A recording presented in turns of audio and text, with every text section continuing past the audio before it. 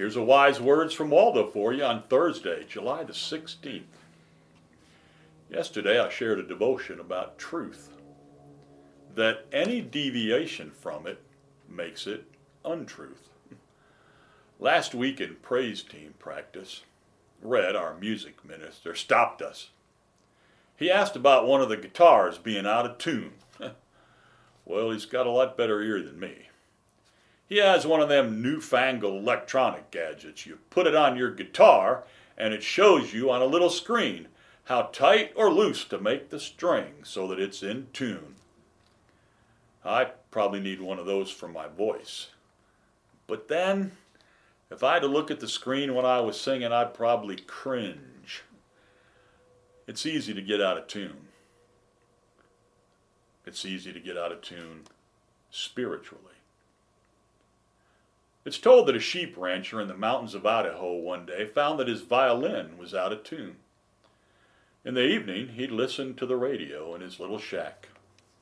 One day, he wrote a letter to the radio station, and he asked if they could strike a note for him at a certain time on a certain day.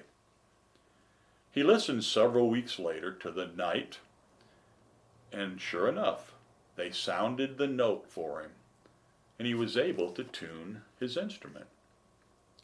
You see, you can listen to preaching, but if the preacher's out of tune with God, you will be too. If you ask me to sing a middle C, I could sing a note. I doubt if it'd be a middle C, or even close. If you said, could you sing a middle C? I'd say, hit the note on the piano, and then I'd try to match it. But what if the piano was out of tune? Well, you get my point. When it comes to truth, there's only one source for it: God's Word. I often say, just because someone stands behind a pulpit doesn't make it the truth. The psalmist David said, "Let the words of my mouth and the meditation of my heart be acceptable in your sight, O Lord."